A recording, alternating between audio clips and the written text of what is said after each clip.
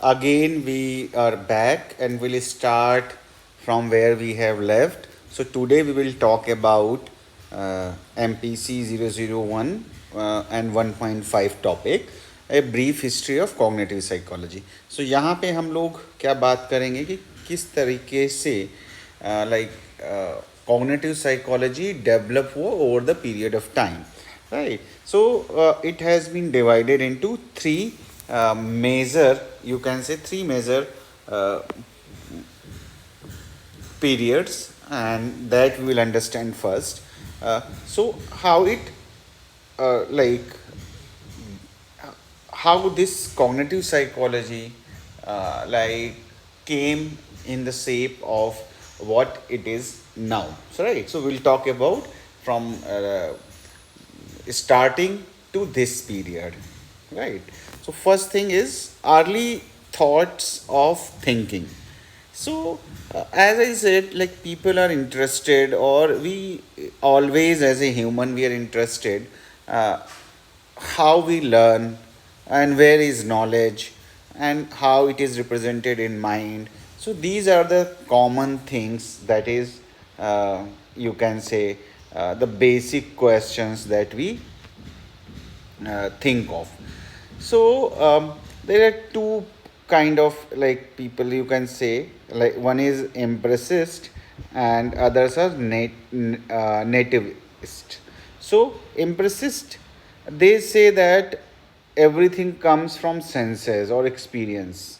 Whatever you see, feel, experience, that is the they say like that. And then other one is nativists. So they say that it is inherent because you have a human brain, so there is something that already is there. So and sense organs और information taking का उतना importance नहीं है. Just like we have already may like discussed, not discussed actually, we have read the nature and nurture controversy that we talk about. So nature and nurture, right? So nature and nurture, I think like you people know that nature same thing is like nature says कि everything comes from like environment you learn, and nurture says, and nature says that you have all in your like DNA. So everything comes from the heredity, or you can say from your biology. So that is nurture means what is nurturing an environment, nature means the biology. ठीक है. So that we know actually, and if you don't know you have to read it. And then there are like people like in ancient Egyptian hieroglyphics जो like जो carvings होती है, लिखा हुआ होता है कहीं पे कुछ, that is जो एंशियंट राइटिंग्स हैं जिसको हम डिकोड करने का कोशिश करते हैं. So they suggest that author those authors like believe that knowledge was localize in the heart. तो व्हाट दिस इट कि that is the location of the knowledge is in the heart. And a view shared by the Greek philosopher Aristotle. We know, we had heard about Aristotle. So they and Aristotle also says the same thing, that knowledge is in the heart. But Plato says that knowledge is in the brain. The brain was the locus of the knowledge according to Plato. So these were the early thoughts on thinking. So these are all Western thoughts because so Greek and all. And then cognition in Renaissance. Renaissance means like where is the period when in Europe you can say all kind of reconstruction of all kind of arts, literature and all was there, so that you can read. So people from that period of time, like they were satisfied that brain is the locus of knowledge. All the knowledge is in the brain, and they considered that knowledge is like the things that we collect from our senses, that comes from our senses, right? And as well as from the divine source. So it is there are two things. One is they believe that your knowledge is from the senses, your sense organ, eyes, nose, skin, all those things, whatever information you gather. And other source is divine one. So these two things they consider. But during the 18th century की अगर हम बात करें, so जो एक philosophical view था, जैसे अभी तक आप देख रहे थे, the more like about knowledge, the views are more philosophical. Now they are coming towards like scientific one, you can say, जिसको हम इम्प्रेसिस्ट बोलते हैं. सो उनमें कुछ नाम यहाँ पे दिए हुए हैं, उधर उस तरफ का एक शिफ्ट हो, साइंटिफिक साइकोलॉजी की तरफ शिफ्ट होना शुरू हुआ. So the name like who contributed in that, like George Berkeley, David Hume and James Mill and Stuart Mill. So they say कि जो रिप्रेजेंटेशन है ब्रेन में, right, the internal representation that is knowledge actually, and the internal representation is of three types. One is like this one, direct sensory events जो environment में हो रही हैं, that is one. Other is faint copies of percept, that is your memory, यानी कि आपकी memory में जो stored है जहाँ पे. And then third one is transformation of these faint copies as associate thoughts, and they transform into thoughts. This, and whatever you see and what you memorize is stored in the brain, and that creates the associated thoughts. And these notions are the basis of current research in cognitive psychology. It's still like we talk about talk about the same in a similar manner, because we want to know how we store knowledge and all. So that is the starting point, you can say. And during the 19th centuries, when we come to 19th centuries, तो इसमें जो psychologist थे जिनको हम Gestalt psychologist बोलते हैं और इसके अलावा भी और लोग थे, like Gustav Fechner Franz Brentano, Hermann Helmholtz and William Wundt, Muller and Kolpe, and then others, like they totally start breaking from the philosophy. उन्होंने क्या किया, philosophy से अलग होना शुरू कर दिया पूरी तरीके से. And they more focused on the empirical results. Empirical means like the results that come from observations and scientific methods, जो उसको जिसको वो scientific methods बोलते थे. And in the last half of the 19th century, and क्या हुआ कि like theories of the representation of the knowledge were clearly dichotomous. Dichotomous मतलब दो हिस्से होना, two things, right? That emphasized the structure of mental representation and the process and act. तो कौन सी दो चीज़ें dichotomous में आया कि mental representation and the process or act or behavior, you can say. तो process कैसा होता है, what, how the information is processed and all. So mental representation and process or act. और उसी टाइम पे in America there was a person like William James, right? So William James ने क्या किया, because they were in Germany, these people are Germans, right? At the same time in America, William James he established his first psychological laboratory in America. यही Germany में हुआ, and then that is in America. And he has written the paper in 1890s, Principle of Psychology, and developed as well a well-reasoned model of the mind. So he developed a well-reasoned model of mind. So and you can say that William James is the like most recent link between like ancient cognitive psychology and the current one. So in which both structure and process plays an important. So he says structure जो mental representation की हम या जो बात कर रहे थे, या structure जो brain का है, and the process, both are important. He said that. And Right. So in the memory, both instruction and process plays an important role. And FC Dondards and James Cattell, contemporaries of the James, performed the experiment using the perception of brief visual displays, like थोड़ी देर के लिए कुछ दिखाया, and then determine the time required for mental operation. So they tried to find out the you can say time required by for mentally person, how much time they take, and the technique, subject matter, procedure, and even the interpretation, कि कैसे उसको interpret करें. And then these were the early experimentation with cognition, right? So these were the things. And then now we are coming to the 20th century. So in 20th century क्या हुआ कि you can say behaviourism का बहुत ज़्यादा जोर आना शुरू हो गया.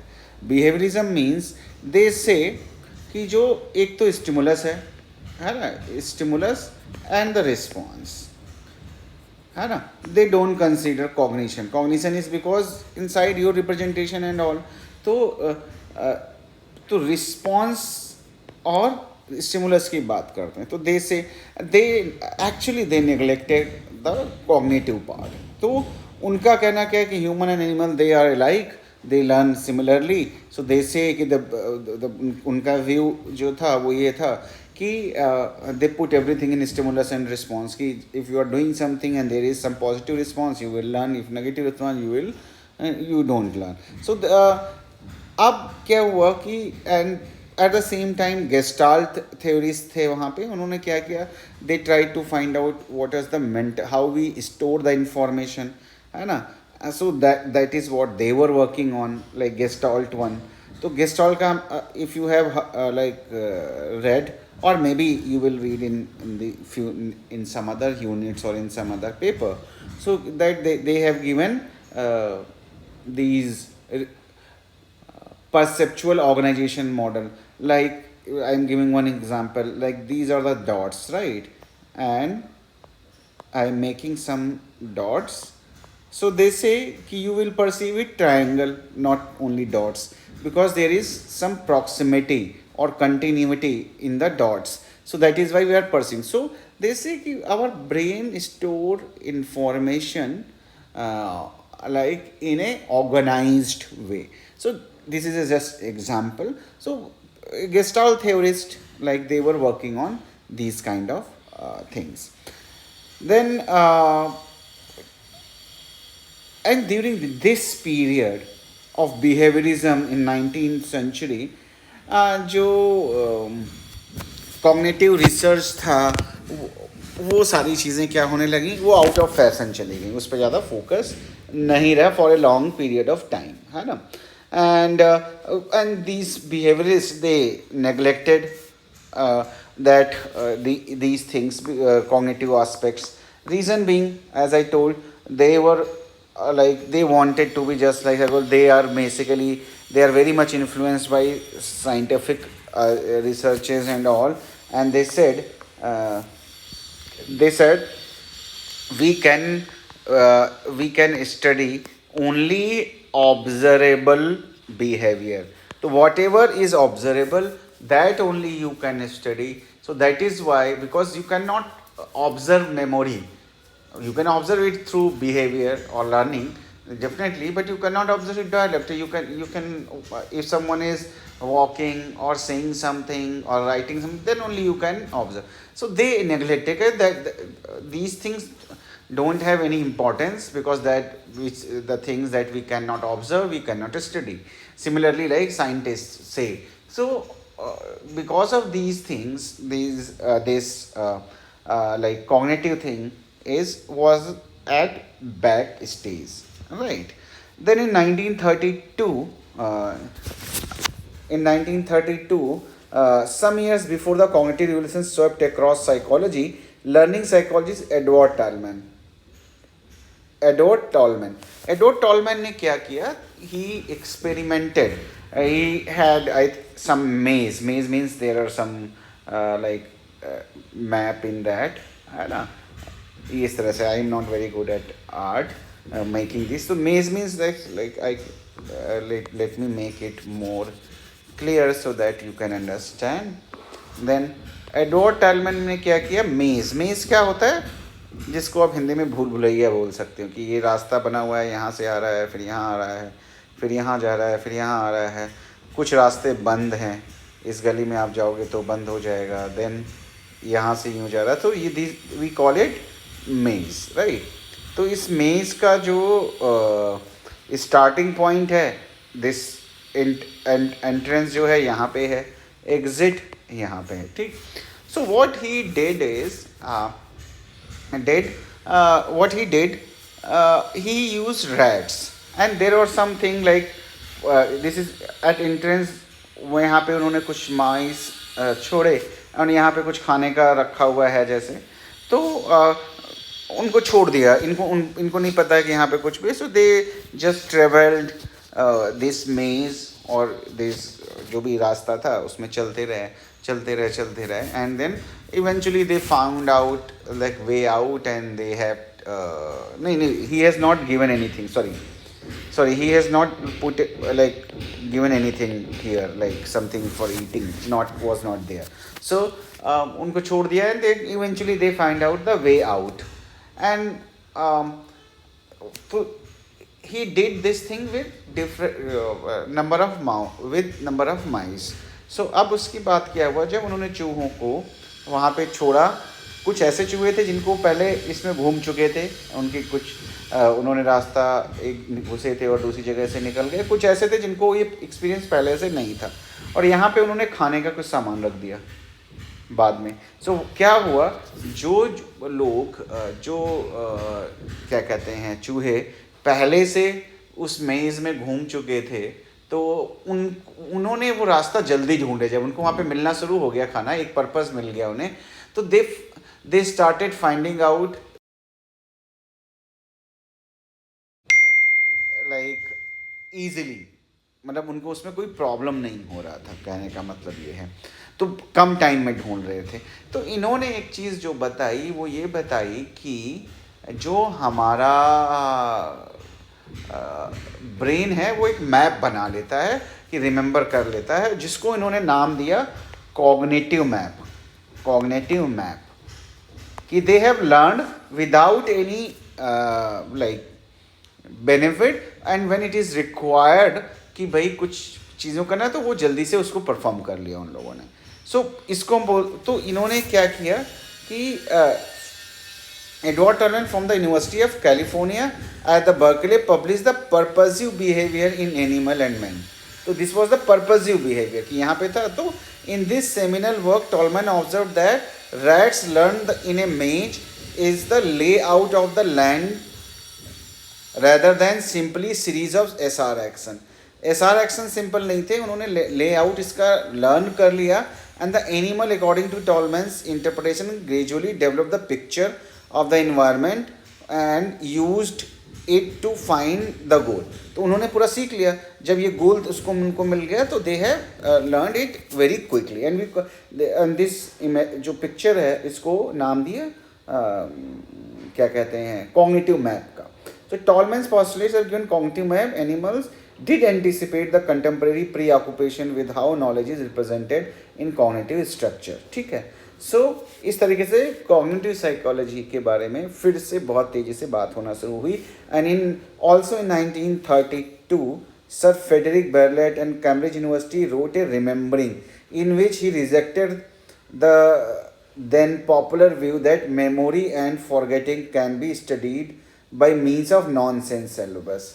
तो एक एबिंगहॉस एक थ्योरिस्ट थे, तो उन्होंने क्या नॉनसेंस सिलेबस देके लोगों से दिखाया कि कौन से सिलेबस वो ईजिली सीख जाते हैं, मतलब लर्निंग कैसे होती है। तो उसमें इस एक्सपेरिमेंट में क्या होता है, दो लिस्ट्स होती हैं, एक तो नॉनसेंस सिलेबस होते हैं और एक मीनिंगफुल होते हैं, वर्ड्स होते हैं, तो उसमें दिए जाते थे, और ये देखा गया जो मीनिंगफुल वाले हैं उनको ईजिली पर्सन याद कर लेता है, नॉनसेंस वाले को ईजिली नहीं याद कर पाता, जिसका कोई मीनिंग नहीं है। तो इन्होंने कहा कि ये ठीक नहीं है, अगर हमें मेमोरी के बारे में लर्न करना है तो we have to work on meaningful words, and ये जो बार्टलेट थे, इन्होंने क्या किया, एक कॉन्सेप्ट दिया स्कीमा का। जो अभी भी हम जिस पे स्टडी करते हैं एंड इस एंड उन्होंने अब थिंकिंग और इन सारे के जो चीज़ों का था उसको बहुत इन्फ्लुएंस किया अपने अपने एक्सपेरिमेंट्स और इन सारी चीज़ों को लेके। तो अब स्कीमा क्या होता है, अगर आपको नहीं पता है ब्रीफली मैं बता देता हूँ। और स्कीमा जो थ्योरी है वो क्या कहती है, schema is like suppose chair. तो अब चेयर क्या है, you know that there are two legs, है ना, इट इज़ फॉर सिटिंग, है ना, it has some back support, ये सारा। Now this is kind of, you can say this is a concept और schema concept you can say, and this concept you know. So whenever you will see any chair in any form, any shape, you will recognize it is a chair.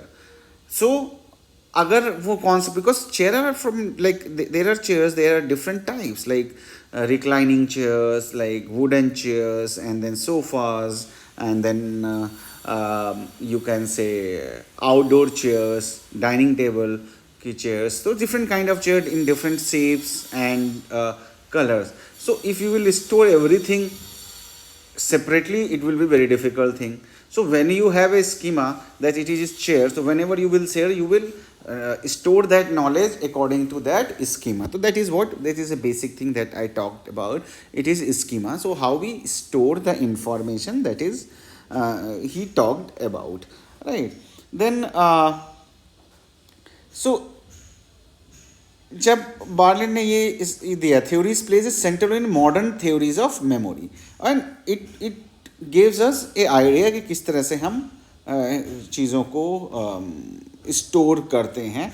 And ये जो इन दोनों लोगों का contribution था, वो जो future cognitive psychology है उसको उसने अफेक्ट किया। And then cognitive psychology as today 1950s, again there is a like things जहाँ पे हमने दोबारा से बहुत ही अच्छे तरीके से स्टडी करना शुरू कर दिया, because of now we are more equipped with different things. So again after behaviorism, people are focusing on cognitive psychology. So in interest again began to focus on attention, memory, pattern recognition, image, semantic organization. Semantic माने meaning, जिस कैसे हम meaning को समझते हैं, language processes, thinking, right, even consciousness as well as other cognitive topics, है ना, outside the boundary of experimental psychology via S behaviourism. जो बिहेवियरिज्म जिनको कहता था नहीं है, उन चीज़ों को हमने स्टडी करना शुरू कर दिया। अब इसको हम क्या बोलते थे, नियो कॉग्निटिव रिवॉल्यूशन, यानी कि नया जो स्टार्ट हुआ। अब इसमें क्या है, क्यों ये स्टार्ट हुआ कि द फेलियर ऑफ बिहेवियरिज्म, क्योंकि बिहेवियरिज्म क्या कहता था, एस है और आर है, एक स्टिमुलस है, एक उसके अगेंस्ट रिस्पॉन्स होता है। वो भूल जाता था कि बीच में एक ऑर्गेनिज्म भी है जो क्या कहते हैं, जहाँ पे सारी प्रोसेसेस होती हैं, mental process, and then they respond to any situation, human है या एनिमल्स हैं, खासतौर पे ह्यूमन की अगर हम बात करें।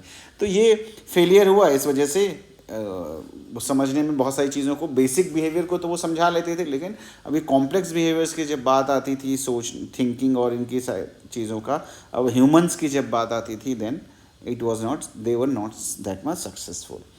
Then the emergence of communication therapy, कि कम्युनिकेशन कैसे होता है, लाइक सिग्नल डिटेक्शन कैसे हम डिटेक्ट करते हैं, अटेंशन कैसे होता है, cybernetics, information tech theory areas of significant cognitive psychology. तो कम्युनिकेशन थ्योरी की how we communicate and how we we communicate information. So these kind of things when started coming to again human जो brain है उसका importance हमें समझ में आता है। और कम्युनिकेशन थ्योरी जब हमारी का डेवलपमेंट होना शुरू हुआ, इमर्जेंस हुआ, तो उसमें कॉग्निटिव साइकोलॉजी का रोल और बढ़ गया। और इन सारी चीज़ों को जो स्टडी कर रहे थे, क्योंकि कम्युनिकेशन के लिए आपको memory, language, everything you need, so that contributed. And then modern linguistic, new ways of viewing language, grammatical structure become incorporated into attitude concerning cognition, कि कैसे हम सोचना शुरू करते हैं, because there are studies linguistics में, there are studies and psychology also study like linguistic. So how we think, that is very closely related to linguistic, modern linguistic, you can say. So how we think, like they, I have read some example, I think in there is a book, Introduction to Psychology by Morgan and King. There are other authors also. So in that I have read example like there are like different types of white, matlab many types of white, that is like there in the language of Eskimos, because they live in ice. So there are, they have number of like different spectrum, a different spectrum, the whites का जो different you can से colours and seeds हैं उनके पास, उनकी word में, उनकी language में वो वर्ड्स हैं, but other people they don't have. Similarly, we also observe, we have seen like there are many words in different cultures, उनका corresponding word आपके पास नहीं है. तो that kind of, तो कैसे आप सोचना समझना और सारी चीज़ें शुरू करते हैं, that also decided by this you can say modern linguistics. तो वहाँ से आना शुरू हुआ. ठीक. मेमोरी रिसर्च, मेमोरी पे बहुत सारी रिसर्चेस होना शुरू की, how we store information, how we organise that and how we can study that. So उसकी वजह से, because this becomes very important, because you are now, you are in a computer era, like computer also store information, how, so all those things like they start getting related to each other. Computer science and other technological advantages. अब आ गया artificial intelligence. As I many times I tell everyone कि the machine, जितनी भी machines हैं, they try to copy human beings. Like computers किसको target करते हैं, कैसे बनना चाहते हैं, कंप्यूटर्स में हम इमोशंस भी डालना चाहते हैं, and that is what artificial intelligence आ जाता है. क्योंकि क्या है कि if you want to make your machine very like effective, just like self-driving cars and all that we are working on. So they want to get the ability of human brain. So computer science और जब technological advancement हुआ तो definitely अगर artificial intelligence अगर आपको develop करना है तो you have to study human mind और ह्यूमन ब्रेन, कि how they function, how they process information, because that is a human brain is a very effective tool. Cognitive development, psychology interesting, developmental psychology में, क्योंकि कैसे cognition develop होता है, जिसमें भी एक बहुत बड़ा नाम है जीन पियाजे का, जिन्होंने दिया कि बच्चे कैसे धीरे धीरे करके कॉग्निटिव स्किल्स सीखते हैं. डेवलपमेंटल साइकोलॉजी में आप हो सकता है इसको पढ़ें. तो कॉग्निटिव साइकोलॉजी का कॉग्निटिव डेवलपमेंट का भी इंपॉर्टेंस आया, उसकी स्टडीज़ होना शुरू हुई, एंड और कॉग्निटिव साइकोलॉजी का फील्ड आगे बढ़ता रहा. देन आता की इश्यूज़ क्या हैं, what are the key issues in psychology. Nature and nurture already मैंने बता दिया, देखिए आगे यहाँ पे नेचर नर्चर मतलब इट इज़ जो भी थिंकिंग और सब एबिलिटी है नेचर की वजह से है या नर्चर की वजह से है. Nature means your biology, genes, ये सारी चीज़ें, या नर्चर आपका इन्वायरमेंट, उसकी वजह. तो ये एक कंट्रोवर्सी रहती है और ये हमें स्टडी का एक एरिया पे. तो rationalism and empiricism. Rationalism means कि जो भी चीज़ें हैं, है ना, कि हम कैसे चीज़ों के बारे में पता लगाते हैं. तो should we do so by trying to reason logically based on what already know, या जिसको हम पहले से जानते हैं उसके. भाई रीज़न आप क्या करोगे जो आप पहले से जानते हो. रीजनिंग कहाँ से आएगी, whatever you have learn, कोई नई चीज़ तो नहीं आएगी. Based on what we already know. Should we do so by observing and testing our observation what we can perceive through our senses, या फिर जो हम अपने सेंसेस के थ्रू परसीव करते हैं उसके थ्रू हम चीज़ों को जानते हैं, या नोइंग आती है, जानना आता है. Then structure versus process. They say कि हमें स्ट्रक्चर स्टडी करना चाहिए या प्रोसेस स्टडी करनी चाहिए. स्ट्रक्चर मतलब ब्रेन का स्ट्रक्चर क्या है, किस तरह से काम करता है, ये सारी चीज़ें.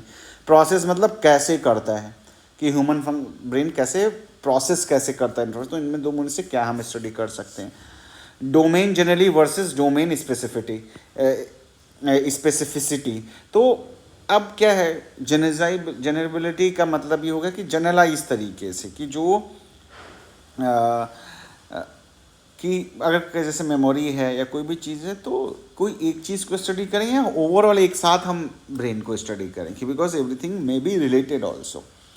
Then validity of causal inferences versus ecological validity. तो should be study cognition by using highly controlled experiment, है ना। या तो हम ये जो इन्फ्लुएंसेस के कंट्रोल्ड एक्सपेरिमेंट, कि हमने कुछ लोगों को बुलाया, उनको कुछ लर्न, मेमोरी का जैसे उनको कुछ लर्न करने का दिया हमने, देन कुछ देर के बाद हमने उन लर्निंग को टेस्ट किया कि कितना उन्होंने लर्न कर लिया। तो this is in A controlled environment. लेकिन कोई ज़रूरी नहीं है कि यही आदमी बाहर नेचुरल इन्वायरमेंट में जाए तो सिमिलर तरीके से परफॉर्म करे। हो सकता है उसकी परफॉर्मेंस वहाँ अलग हो, क्योंकि बहुत सारे अदर फैक्टर, मान लिया जहाँ वो क्लास में बैठा है या कहाँ भी वो याद कर रहा है, तो maybe there is a lot of noise और पीपल और distractions, whatever you want to say, that is there.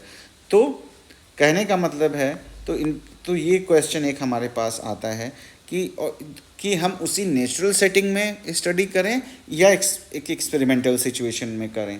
ठीक है, तो जो नेचुरल सेटिंग उसको इकोलॉजिकल बोलते हैं, जो एक्सपेरिमेंटल सेटिंग होती है उसको कॉजल इन्फ्लुएंस। तो कैसे करना चाहिए, ये भी क्वेश्चन मार्क है, because certain things are not possible in ecological way and there are certain things that is not possible in experimental way.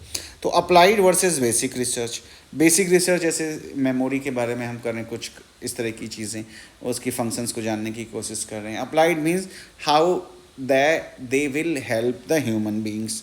तो scanning brain while people are performing cognitive task and sorry ये तो fundamental cognitive processes की कैसे काम करते हैं, help people use cognition effectively, कि कैसे वो इफेक्टिवली यूज़ कर सकें। तो कैसे अप्लाइड पे जोड़ दें या बेसिक पे। तो these are the some questions you can say. Biological versus behavioural methods. Biological methods मतलब आप उनका स्कैन कर रहे हैं, ये सारी चीज़ें देख रहे हैं। बिहेवियर का मतलब कि उनको कुछ टास्क दे रहे हैं आप और देख रहे हैं कितना सही कर रहे हैं, कितना गलत कर रहे हैं, क्या रिस्पॉन्स आ रहा है, तो जिससे आपको पता लगे वो लर्न कर रहे हैं कि नहीं कर रहे हैं। तो दैट कैन बी अदर क्या कहते हैं इश्यू इन कॉग्निटिव साइकोलॉजी। तो so these were the key issues that we have discuss. Key ideas in cognitive psychology, data, हाँ क्या आइडियाज़ हैं, certain key ideas seems to keep emerging in psychology. ठीक है, तो सबसे पहला क्या है, data in cognitive psychology can fully understand only the context of the explanatory theory, but theories are empty without empirical data.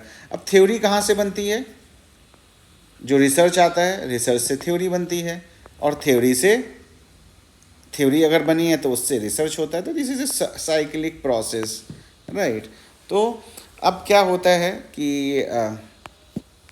Data cognitive psychology can fully understand only in the context of an explanatory theory, उसमें किया जा सकता है। And but the theories are empty without empirical data. अगर theory बनी है उस पर रिसर्च नहीं हुआ तो वो बेकार है। Cognition in generally adaptive but not in all specific instances. तो कॉग्निशन इज़ जनरली एडॉप्टिव, कि वो एडॉप्ट करता है सिचुएशन के हिसाब से, बट कुछ कुछ एरियाज में नहीं करता है। तो कॉग्निटिव की मतलब है एडॉप्टिव है या कहीं कहीं नहीं एडॉप्टिव है, तो that can be A idea. Cognitive process interact with each other with non cognitive processes. तो कॉग्निटिव जो प्रोसेस हैं, ब्रेन में जो एक्टिविटीज़ होती है एक दूसरे से इंटरेक्ट करती हैं, या वो आप बाहर इन्वायरमेंट से भी करती हैं। जो हम देखते हैं उसको वो अंदर ले जाते हैं, प्रोसेस करके हमें वापस देते हैं, या वो डायरेक्टली हमारा जो एक्सपीरियंस है उनके साथ इंटरेक्शन होता है। तो वही लिखा हुआ है, cognitive process interact with each other, यानी मेमोरी, परसेप्शन एक साथ एक दूसरे से कनेक्टेड होते हैं, या वो नॉन कॉग्निटिव प्रोसेस से भी, जैसे हमारा वॉकिंग है या हम कुछ इंफॉर्मेशन हमारे पास आ रहा है उससे भी कनेक्टेड है। Cognition needs to be studied through a variety of scientific method, एक डिफरेंट मेथड से स्टडी करना चाहिए। All basic research in cognitive psychology lead to application, है ना, एंड ऑल अप्लाइड रिसर्च में लीड टू बेसिक अंडरस्टैंडिंग। तो जो भी रिसर्च हो उसका कुछ एप्लीकेशन होना चाहिए, है ना, तो तभी वो यूज़फुल हमारा हो सकता है।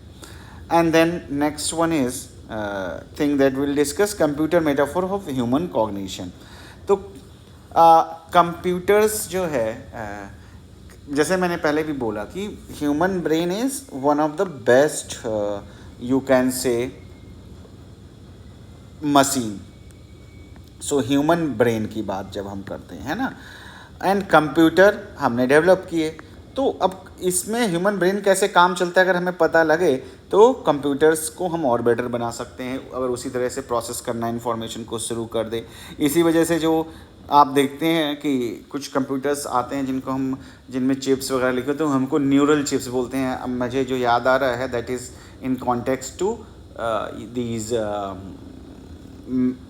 एप्पल मशीन्स जो आती हैं, कंप्यूटर्स आते हैं, तो वो लिखते हैं न्यूरल चिप और something like that I have read. So computers को इसीलिए स्टडी करना शुरू किया गया और इसीलिए ह्यूमन ब्रेन्स को स्टडी करना ज़्यादा और इम्पॉर्टेंट हो जाता है।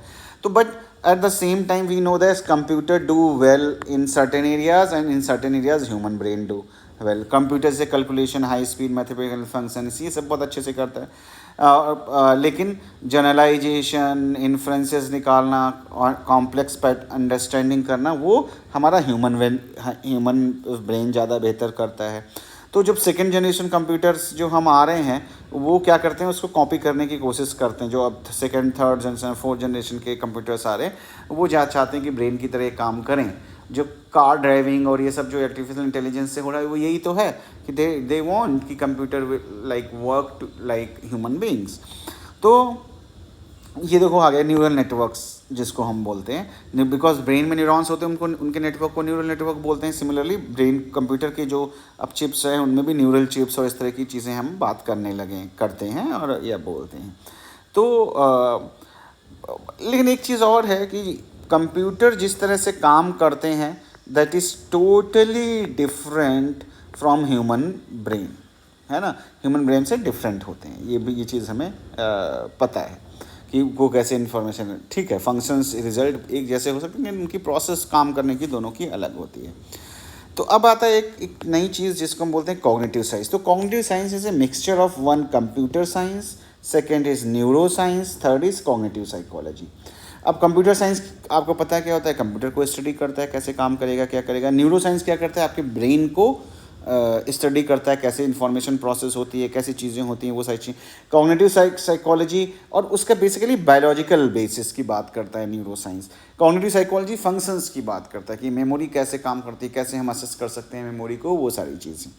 तो ये तीन मेन चीज़ों को मिलके बना है कॉग्निटिव साइंस, है ना। दो बहुत सारे एरियाज ओवरलैपिंग हो सकते हैं and there are now institutes जो कॉग्निटिव साइंस में डिग्रीज वगैरह भी कराते हैं, रिसर्च करते हैं। The neuroscience and cognitive psychology. तो अब न्यूरो साइंस और कॉग्निटिव साइकोलॉजी, तो little attention was given to physiological and